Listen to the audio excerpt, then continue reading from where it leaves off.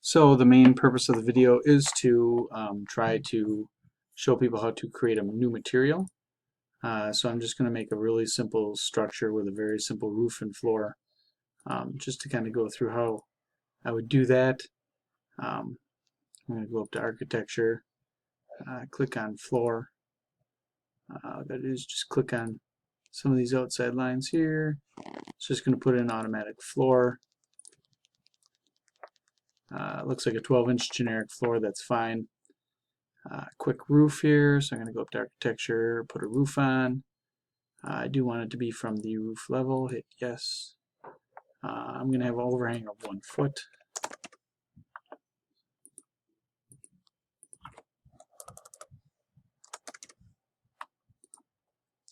And select this rafter one. That looks good. Go with hip style roof.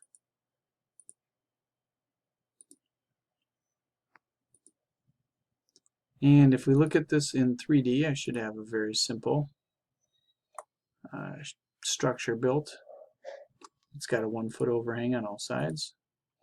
Everything I did was kind of gray in color, so that's what you're seeing there. Purpose for this is if I wanted to, say, add a material, like I'm just going to change this wall to a different wall, which probably would not be appropriate for this structure, but anytime you want to create a new material, there's a edit button that usually appears somewhere in this area. If you're doing some landscaping stuff, it might be right in this area. I'm going to click on edit type. It's going to bring you to a default menu that you'll see every time. In this menu, you never want to change these that are in the program. You want to duplicate it and rename it something that would be more useful. So I'm just going to call this a shed wall with siding. And if I do that, I'm going to hit OK. And I can go into my materials and I can see what my materials are now. This has a metal stud for its structure in the middle. And that's a perfect thing that I can show you, that if I wanted to change that to something else, I'd have to create a new material. So if I kind of click where it says metal stud, there's these little 3 dots that appear. I think you can also double click on it and should open it, but sometimes that's hard to do, so I always just click on the 3 dots. And when I do that, it opens up this menu. These are the things that are already installed in Revit. It has a fairly basic preview of items. I could search for a stud just to see if anything comes up, and it has the metal stud layer that's already existing. I could search for wood just to see. There's some door panels and some roof layers, but not like a stud that I would use in a house. So down here there's a little plus. I can create a new material, and that's what I'm going to do. I'm going to go to create new material. Once I do that, I need to give it a name over here for the identity, and I'm going to call it wood stud.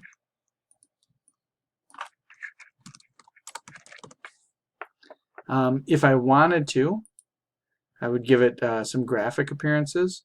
Like you probably do want it to have some type of a pattern that would be common for wood. If you were doing like a sectional view or a cross view, so these are wood type views that I can insert into there if I were to do like a cut pattern or a surface pattern. In addition to that, I could say to use the rendered appearance, but since this is a stud, it's going to be inside of a wall. Using the rendered appearance isn't going to matter because you're never going to see it. So you don't want to take up operating RAM of the computer by checking use rendered appearance.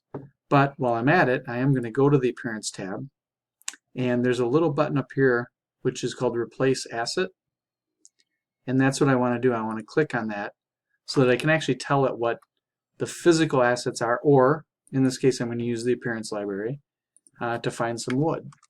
And now if I search for wood, I can find the appearance. These are all different kinds of woods that are not necessarily installed in Revit. What I'm going to do is I'm going to kind of select this. It's going to take this from a different menu and insert it into the program. You could really pick any of them. I'm just going to go with simple pine. And to replace or create the new material, this is what I need to click right here. This little itty bitty button. Just to do it maybe twice. Make sure the little lock is there, and then I can close this menu. And it should look like pine. if back here I check use rendered appearance, that's what it's going to be using. But I don't want to do that, so I'm just going to not check that box.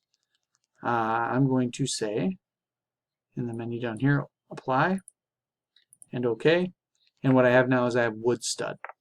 I will need to tell it the thickness of that. A wood stud is not that thickness, so I'm changing the thickness to be 3.5 inches. And I just made a new wall that's only 3.5 inches thick. So if I hit OK, this wall is different from this. We can't really see it because of the settings that I have for the program. But if I clicked on this wall and looked at Edit and go into it, this is just a generic wall. There's nothing set up. But I could change that wall to the new wall that I created, which I did name Shed Wall with Siding, so there it is. So I created a new material in the program. And that's how you do it pretty much for any material, anytime you want to create it. Like I said, if we had some landscaping put in here, which I'm just going to do real quick, just put some basic ground in around my shed. Oh, basic ground in around the shed. There we go. So now it looks like my shed is sitting on planet Earth somewhere. If I select this material, there's a spot right here where it says Material Category.